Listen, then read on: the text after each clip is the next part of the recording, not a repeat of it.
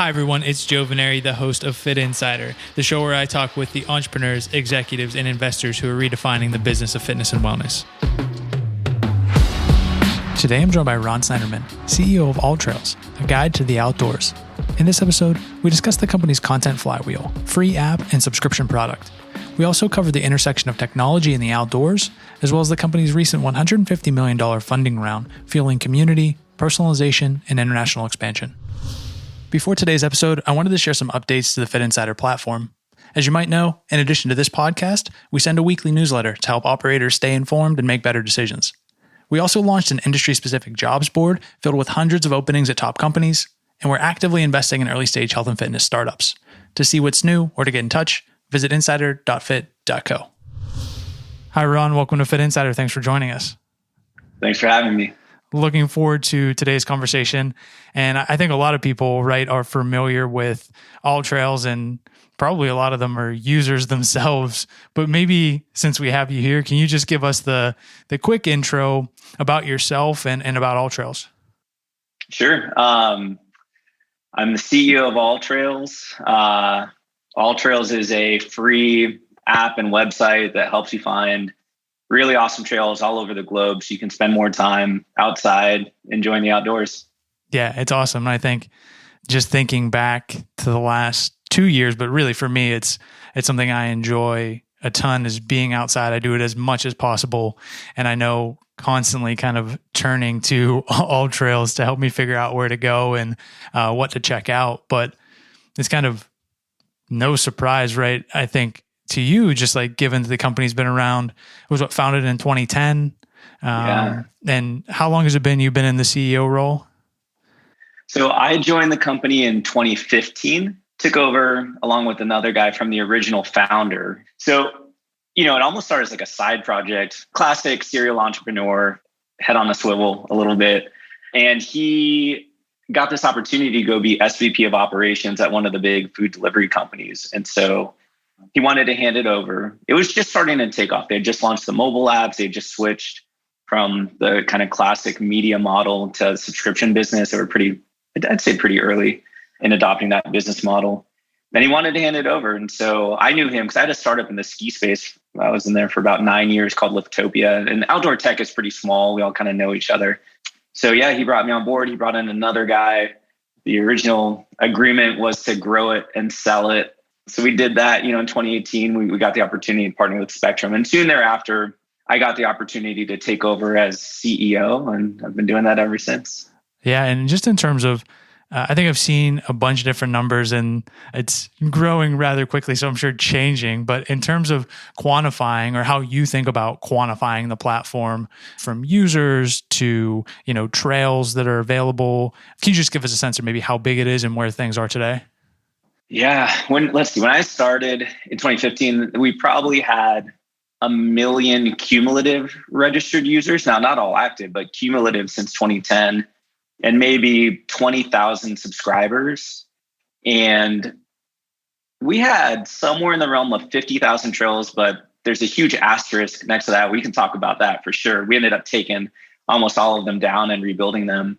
But since then, in January of 2021, we put out a press release. We're a pretty humble company. We don't like really puffing our chests out much, but it was a pretty cool milestone. And I wanted to celebrate all the work that it took and everyone, all the contributions from everyone it took to get to this point. So in January of 21, we crossed 25 million registered users and 1 million paying customers, 1 million subscribers. And obviously that's grown pretty rapidly since then, and we're up to something like 310,000 active trails on the site now too. Yeah, that's awesome. And congrats. I'm sure, and we'll get into this a little bit, but a ton of work, right, that goes into all those various pieces. There's this chicken and the egg thing. You want to add more users, but you also want to add more trails. And so you're figuring out how to do both of those things simultaneously. And I think even for myself, I've gone on the platform sometimes and just thought like, wow, how did this information get here? Like, I'm sure folks are wanting to participate in user generated content and, you get some of that, but just if there is a simple way or maybe the complex way, like to answer that question, how does the content get onto the platform? How do you vet it? And I think even kind of crazier than that, the next level, like how do you continue to then manage it once it's 300,000 some trails that are there? I think you might need a longer podcast for the true answer on this one. I think that's probably like one of our core competencies, core strengths is really the trail content is the heartbeat of AllTrails. It is like the atomic level of which everything else is built up from. So when I first got here, if I'm being blunt, it was kind of a mess, right? Like there was no sort of like minimum bar that had to be set. There was no kind of continuity from one trail to another. And so you would just get like a different experience depending on which trail page you landed on.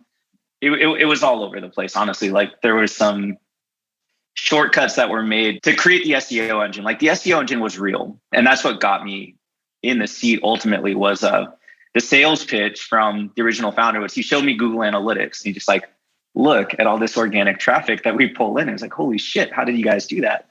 Well, the way they did it was kind of twofold. One is they outsourced it to, like different shops in the Philippines and stuff like that. And two, they kind of created incentive programs for the users to just submit content. And once you hit a certain bar, everything would get auto approved and there was leaderboards. But there were so many unintended consequences of both of those, the biggest one being trail quality. So when I first joined, I spent the first 3 months just trying to figure out what exactly do we have here, right? Like I was poking around on it. My family and I went to Tahoe to kind of figure out if I take the job or not. I got 3 little kids and we wanted to do a hike around Donner Lake. And the 2 trails we had, both trail map pins were like in the middle of the lake. Like it was that episode of The Office where like Michael Scott drives his car into the lake. Like that was what we were doing. It's like, what is going on here? And then I spent, those first 3 months reading like every blog post ever written about us, every Reddit thread and forum, which is a deep dark hole. Every app store review we could get our hands on. And it was the same thing over and over, the same theme, which is like, people were pissed. We let them down. We had, and it's high consequence. We're sending people in the backcountry and they were getting lost or they were getting tickets because we said something was dog friendly and it wasn't. And so that was sort of the first realization, like, all right, we knew the product was a mess. We knew we had to kind of like fix the product, but even more importantly, we had to fix the data. And for an SEO driven company, it was actually like terrifying taking down 80% plus of our content overnight. It's like, is this machine ever going to start up again? Did we just completely ruin the one good thing we had going for us? But it was a bet. There was a bet that we took and it gave us this opportunity to rebuild through like a first principle lens, structured content, minimum viable trail content necessary for a new trail page to go live. And so we really rethought like this, every trail on our system had to be self-contained, meaning like we don't just have content about a segment deep in the backcountry. I mountain bike and like, okay, cool, I want to ride that, but like, how do I get there? And where do I park? And like, how long is like the overall ride versus just that one segment, that kind of stuff. So we really had to think holistically. So every trail, we made this criteria kind of on the fly. Every trail had to have a starting point, an end point, a red line on a map, a difficulty level, elevation, which we can calculate, what activities you can do. Is it bike friendly? Can you ride horses? Is it, are there off-road vehicles allowed? What you're going to see out there? And then, is it dog friendly? Is it kid friendly? Is it wheelchair accessible? So we have that like structured content and then we flood it with UGC, right? And I think it's the marriage of the two that really makes it cool and valuable and helpful. But the thing with trail content, this is where it gets even trickier, is it's not just the creation of the new trail pages, it's the ongoing curation of it, right? Like trails are fluid. It's not like roads in a city. You have fires and you have floods and you have development and you have maintenance, you have down trees, and it's just like, it's constantly in a state of flux. And so staying on top of that. And so for both of those over the years, we've been, building out feedback loops, sort of like both passive and active feedback loops from our user base, where sometimes they actively tell us, sometimes we just infer the anonymized data. We built like, AI and ML layers on top of it. And it's all so, through this lens so that we can do it globally and at scale. without having to actually hike every single trail on our platform. And it's always a work in progress. The technology is always evolving, but yeah, I think, we're starting to figure it out. Starting to figure it out. It's only, 10 years in and continuing to evolve that process. But even hearing you talk about it, it's wild to think about, how many different layers there are in trying to produce that and how quickly it can change. One thing I was thinking about, and I'd be curious to hear how you handled, was during COVID, there were public parks, state parks getting closed down, trails getting closed down, beyond the already challenging, like, was there a fire? Is there maintenance? Is there a flood? How were you able to manage that process, as on a daily basis, I feel like it was evolving in terms of what was open and what wasn't? Yeah, that was gnarly, honestly. We have this team internally that we call them the data integrity team, and it's full-time employees all here. It originally pre-COVID, it was all in San Francisco. Now, obviously, we're remote first. And then the data integrity job is typically this combination of like proactive and reactive, right? The proactive stuff is adding the new trails. We set our sights on a country or a park or a region, like we need more density. Cool. And then there's the reactive part, which is, again, like all of the things that make the trails change, or we get something wrong, we need to fix it. Once COVID hit, it was 100% reactive. And we were barely keeping our heads above water. It was all hands on deck. The community stepped up great. And I like, that's how this whole thing works, is we have a very symbiotic relationship with our community, right? Like, we're all in this together. And I think that they know we're trying our best. We have very good intentions. Sometimes we miss stuff, right? Like it happens. And they don't hesitate to tell us about it or to tell other members in the community about it, and we can pick it up. And so, again, like, there's the loops where our users are actively telling us, hey, this whole park system is now shut, or, this parking lot or this visitor center, or they just leave it in the comments or they leave it in the reviews, and we're able to kind of pick it up. Like I said, there's a bunch of passive signals we're able to kind of scan for. And it was tough because it was all snapshots in time too. Something might be closed and then reopen, and then 2 months later it's closed again. And, you don't want to keep something saying it's closed when it's in fact open. Hopefully we never have to revisit something like that ever again in any of our lives. But that was a really intense summer of data integrity. Yeah, it's crazy.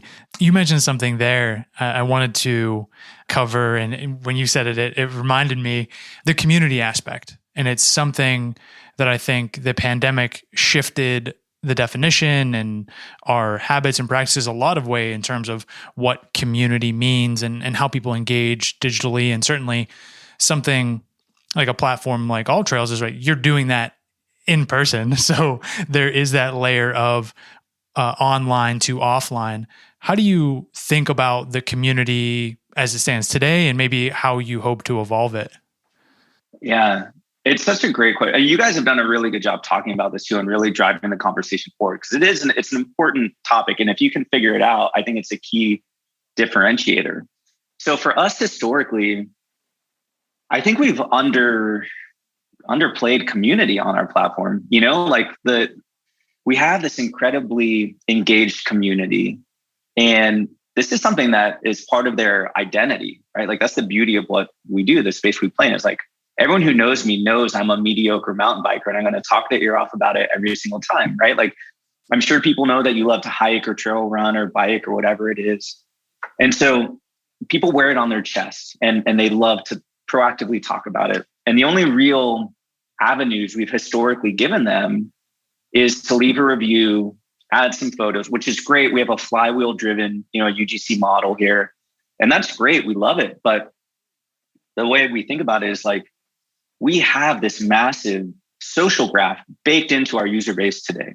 Again, like, hiking by yourself is great, but it's also fun to do with your friends. It's fun to do with your family. And so there are so many like bonds already in there, and it's just sitting there as all of this potential energy, And so a lot of what we're doing from a product development perspective, when we look at 2022, is figuring out how can we create the digital spaces and really transform that potential energy into kinetic energy, and just unleash the power of community within our platform. Yeah, I don't think there's a good answer, right? Or certainly a known when it comes to figuring this out, because even a lot of the companies that come to mind when you think about doing community really well, like even what that looks like in the digital sense, and then how that carries over into real life. Like, yeah, I think it will be interesting to see how it goes. And yeah, we're trying to keep up and figure out what that might look like. So in this aspect, it will be certainly another area that, yeah, to your point, I think there's a ton of untapped potential just given how passionate people are about their outdoor interests and hobbies and activities. Circling back, so we've kind of talked about the content piece, we've talked about community a little bit, and then another area maybe we can get into is the business model, right? So you talked about the kind of prominence of SEO driving traffic, the number of free users who are using the platform, and then obviously a paid membership. How does the kind of business model shake out in your mind in terms of prioritizing each of those things and making sure that everybody kind of gets what they're looking for and then continues to find value? Yeah.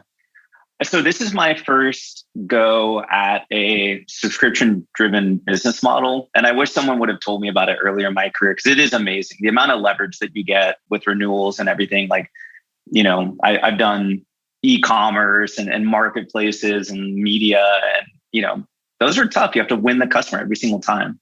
Here, there's so much leverage. And then the big questions are, again, like product market fit and product channel fit, right? So, and it's funny, in our space, health and fitness in general, and also in outdoor tech, like there's no shortage of startups that have come up on the scene. And there's no shortage of kind of, like folks who couldn't crack the code on either of those, on either the monetization piece or like the scaling piece.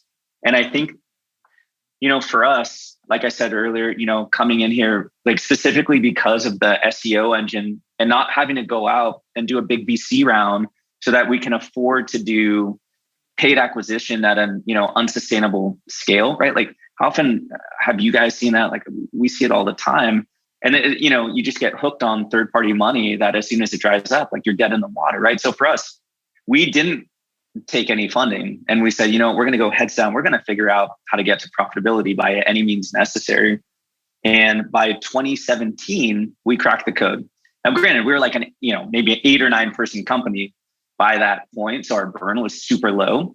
But we really, we leaned in on SEO, and then taking those principles to ASO, App Store optimization, trying to figure out how we can further accelerate word of mouth, and PR came later, but we weren't doing any paid. We didn't do a dime of paid acquisition until 2018, well beyond, wow, after we got to profitability. So that was always really important. There's got to be sustainable growth, sustainable, organic, like high leverage growth. And then because that growth model is based on UGC, it does calibrate like how aggressive or not you put the paywall up. And so we have kind of like 2 main kind of like funnel metric choke points. One is our registration wall.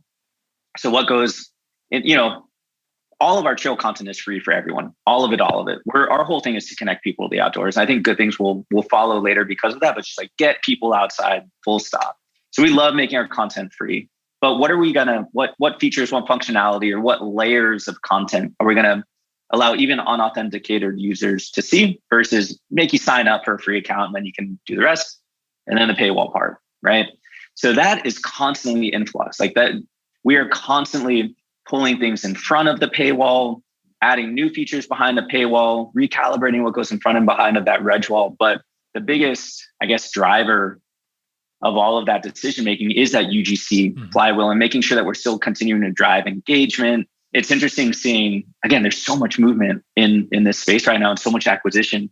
And some of the recently acquired platforms that are suddenly putting up hard paywalls, and like users are saying like, how, I gave you all this content. Like you can't block me from accessing that content, or other people like me, right? Like there's an inherent bargain in place when you're asking people for UGC in terms of what you then deliver in kind. So that's probably been the guiding principle more than anything. And then figuring out, as the dynamics change, or, we go into new markets where maybe like the offline features are a little less important. Like Europe, for example, there's much better cell phone connectivity out there. So, all right, how do we pull our pro features further upstream so it's more in the planning phase and not as reliant on the on-trail experience, things like that. So it's a constant debate, discussion. point of optimization internally here. Yeah, it's super interesting to hear because from the outside looking in, you're thinking certainly some of those factors, right, are going into it, but just the kind of constant testing, right, around where are we adding value? What do people expect from us? And then how do we continue to maintain that kind of two-way street of the user-generated content and what they're able to access for free? In doing that, is that a conversation with users and surveys and interaction, or is it more so just kind of like split testing and A/B and then synthesizing that data? Yeah, I should preface for the vast majority of AllTrails life, we've been really, really small. So when I joined, we were 6 people. When Spectrum Equity bought us in 2018, we were 12 people. For the last 3 years in a row, we've doubled headcount. So 2019, we went from 15 to 30. 30 is still small, right? And even during the pandemic, we went from 30 to 60. And this year we've gone from 60 to like 130 or something like that. And still. Right. So we're still pretty small, I think, in the big scheme of things. And so I think it was just over a year ago, maybe 14 months ago, we hired our first researcher. And so what she's been able to unlock, and we're growing a team under her. And like, so, oh my gosh, like suddenly we have all of this qualitative research at our hands. So we can do like mass surveys and really targeted surgical surveys and really get that qualitative data. And then the quant stuff, the tooling keeps getting better. So we're getting smart. We can kind of understand user behavior a little bit better. We just launched a growth team last year for the first time. And I'm a growth guy. Like I was running growth at Yelp prior to coming here, but we weren't mature enough. We weren't ready to do that. We were still kind of operating with like, whatever, bulldozers and blowtorches and stuff, and not like able to get super surgical yet. So all of this is like actually like really new muscle for us. And even in the short time we've been doing it, which is primarily 2021, it is just shocking how much leverage we're starting to see from these investments. Yeah. And that, speaking of the investments, I appreciate you taking us under the hood a little bit there and even thinking about what you've been able to accomplish with such a small team. Pretty incredible. We mentioned the Spectrum investment, like $75 million, then more recently, $150 million investment. Obviously, growing the team is a part of that. But as you think about what you have been able to accomplish to this point with a relatively small team, and now continuing to fund that growth, what do you look at as, maybe we'll take it as some of the biggest challenges and opportunities as you look ahead and start to chart that path forward? Yeah. I mean, the most recent funding round from, I guess we announced it a month ago in November, that was really opportunistic. It's great. We have a great, I love my board. We have a great board. I feel very fortunate because I've had bad boards and this is a great board. And, the single biggest piece of feedback I get from them is like, do more faster, right? They're yelling at us, do more faster. And I love that. That's great.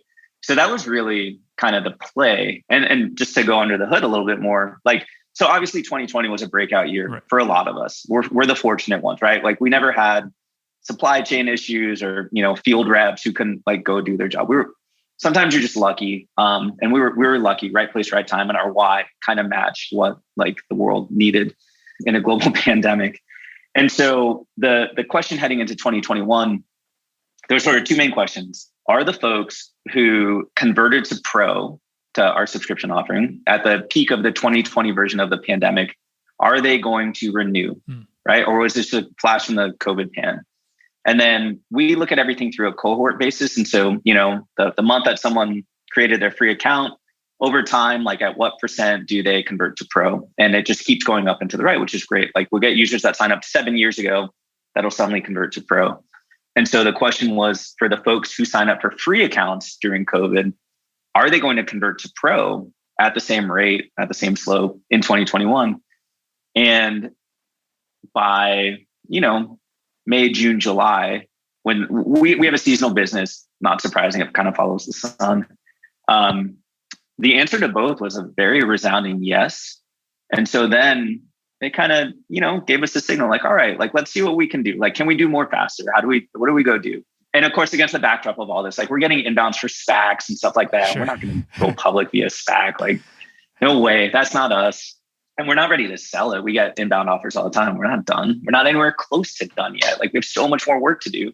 So then it was again, like can we do a quick spike? Because these things take forever. Yep. They're a drag. And I'm sure, a ton of your listeners have gone through this before. Like if you're a founder, an exec, or whatever, like you want to build, you want to operate. You don't want to be going and doing the dog and pony show and get put through the ringer on diligence. Like that's not your day job. I didn't want to do that either. It's like, we're going to do this. We're going to do this fast. We're going to do this quick. We're not going to run a full process. We kind of cherry picked, about 8 firms that kind of fit our thesis. And the first filtering criteria was values. We weren't going to bring someone on board who didn't adhere to our values. And for us, a lot of our values is about like giving back, right? Like the first thing I did when Spectrum bought us at that first board meeting was like, hey, great, really stoked. This is going to be awesome. By the way, are you guys cool if we give 1% of our revenue to environmental causes? You good with that? And to their credit, they were, right? Like it was a beautiful thing. So we're very proud of 1% for the Planet members. I didn't want a private equity shop or a VC firm or a hedge fund or whatever come and be like, what are you guys doing? Like we had to stay true to our values. And anyone who didn't see it that way, we weren't going to work with them. And that was the beauty. We had all the leverage. We didn't need to do this. Thankfully, very quickly, we were able to find the right partner who, one, adhered to our values, and two, could really be value added. We didn't just want passive capital either, because we have access to capital if we want it. It wasn't about that. It was just how can we level up a little bit more? And it's really through this global expansion lens. Like that's a big driver of what we're trying to do. And so we found this partner, Primera, based in the UK, huge global footprint. And it just fit like from the first meeting. It's like, all right. I think this is it. It's kind of like, when you know. And so we're able to make that happen. So looking forward, I guess long-winded, back to your original question. It's awesome. Keep it going. Looking forward, I think so much of it is through the lens of, primarily international expansion. I get a lot of excitement over the fact that this reconnection to nature isn't something that's just endemic to North America. Like this is a human thing. And we could talk a whole other podcast about like what's going on there. But, we're seeing it. We're seeing that same want, that same need for time outside. And so we're starting to plant our flag, building up community in some other countries. And it's really, really exciting and encouraging to see. So the international piece is huge, and getting boots on the ground advice and, helping us build out in market.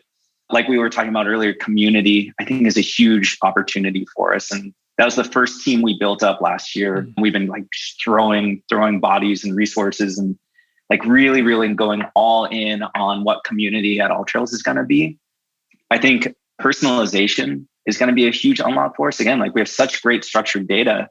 And if we know that Joe is a trail runner who loves to run trails between 4 and 8 miles long, like we should proactively feed you that content and give you trails like Spotify, right? Like how cool would that be if we can like really be like a trail concierge and just give you trails you wouldn't have known of, and wherever you are in the world, give you trails that are like right and cherry picked for you. So really excited about that. The whole on-trail experience. I think what really opened my eyes to the power of AllTrails was soon after I started, I went to Hawaii. I went to the Big Island and I found a user recording of a mountain bike route up in this state park on the North Shore that I would never have known about otherwise. And I rented a bike and I drove up there and I just navigated following this total stranger's route. And I had one of the best biking days of my life. Like it was epic. And it was as if this local was straight up showing me around, even though we had never even met. And that's always kind of burned a hole in my brain, right? Like what the power of this could be once we figure out the user interface and the experience. And we're close, and I think we're getting there. And so this notion of like a local guide with you wherever you go. So there's a lot of unlocks there. So it's funny. I've been here 6 years and this company's been around since 2010. And it feels like we're just like at the starting line right now. That's a good feeling though, right? Like, yeah. And knowing with the momentum kind of at your back and tailwinds coming off the pandemic. And certainly I think a lot of the things that you mentioned there, I think about all the time in the context of like the power of being in nature and disconnecting and kind of getting out of your head and into your body and like doing something in the sun. Like so many of those things are so powerful. And I think as it's starting to happen now, and I don't know why it hasn't happened more previously, but like outdoor focused brands, especially as like outdoor intersects with technology and venture capital and everything that goes along with that, like talking about like the health benefit aspect of it, in addition to, I think what has driven it has been like, it's like personal passion and hobbies, right? That people, they know it and they kind of intuitively recognize like, oh, this is good for me, right? In some way. But I think now starting to like articulate those attributes, whether it's mental health or physical health or whatever it is, just being outside is really powerful too. I couldn't agree more. And it's fun. Like I got a Peloton during the pandemic and I love it. I use it all the time. It's a great way to get a, short workout in before work. But when I'm feeling low or need to get my head on or need to refill my cup, I'm going out on my mountain bike or I'm going out for a hike. And it's funny because I do this a lot, but every single time it's the same like epiphany as if it's for the first time, which is like, I feel great. I feel great out here. Why don't I do this more? Right? There's just this like level of holistic health that you feel after time outside that's more than the physical health, right? And it's more than just obviously like the fun of a hobby. There's the emotional and mental health parts that you were alluding to, and you can't find that anywhere else. And what I love and what like gets me up out of bed in the morning, gets me so fired up to keep doing this is that the level of accessibility. You don't need to go buy a big piece of equipment. Our subscription is $30 a year. You know what I mean? Like it couldn't be a lower barrier to holistic health. And that's why I think we've seen so much growth. And this is what gets me excited is again, just seeing these people connect, like reconnect to the healing powers of nature. For sure. Do you think as we get towards the end of the conversation here, I'm super glad that we were able to hit on this point because like I said, I think about it a lot, but I don't know how important it is to kind of like if you think about it as like the outdoor and outdoor tech industry, like how important it is to talk about some of these things. But do you see it as something that you want to, I don't want to say push, but like incorporate into the marketing and the brand overall, that like this intersection of well-being in the outdoors, or even like that aspect, the health aspect as a gateway to like taking advantage of this? Yeah. I think so much of what we do is driven by word of mouth, which is beautiful. And I think that is incorporated into the passing along of, the recommendation. There's a lot of folks playing in the mental health space right now, and it's crowded, and we don't want to try and throw our hat in the ring there and have it come across as insincere or anything like that. I think that the imagery that we use can convey a lot of that, but I think it's just something that as soon as you experience once, you get it. It's like you open your eyes to it. And this is what's been fun. I mean, we have surveyed a lot of users through the pandemic, through this year. Where's the growth coming from? Is it, folks who are already predisposed to spending time outside, just spending more time outside, or are we actually getting new entrants into the space? And it was both. And for the new entrants, a lot of folks maybe like did it as a kid here and there, whatever. And a lot of folks have never done it before. But regardless, it's that same thing. Like as soon as you jump in and you see it, you feel it more than anything for yourself. It's you're hooked. And then I think, again, one of the nice things about our space, we don't need to be a daily app. We don't need to replace the gym or the yoga studio. It's an additive part of whatever part of your health routine it is, and even as people start traveling again, like incorporating a hike on your trip, and spending a day out on the trail, like these are the patterns we're seeing. And again, it feels as we're on the cusp of this like a global reconnection to nature. Yeah, I think that's something that we'll certainly be following, both with respect to AllTrails and just in general, that overall trend, both into the new year and beyond. So I think maybe that's as good a place as any to wrap things up. And as we do, just thinking about whether it's the features, and it sounds like doing quite a bit of hiring as you continue to ramp up, where would you point folks to learn more and just follow along with what you have going on? Yeah, thanks. Thanks for the shameless plug. I appreciate it. We're obviously hiring like crazy right now. So we have a ton of jobs up on our jobs page or on our LinkedIn page. Follow us on Instagram at AllTrails. Go to alltrails.com. Key thing is install the app. It's free. It's super cool, and hope all of your listeners can spend some time out on the trail over the next couple of months and decompress after an insane year. And thanks for having me, Joe. I appreciate it. Yeah, likewise. We appreciate you making some time. Super excited to share the conversation with folks. Thanks everyone for listening to today's episode. For more from Fitt Insider, visit insider.fit.co and subscribe to our weekly newsletter for insights and analysis on the business of fitness and wellness. Then, go ahead and subscribe, rate, and review the podcast. See you next time.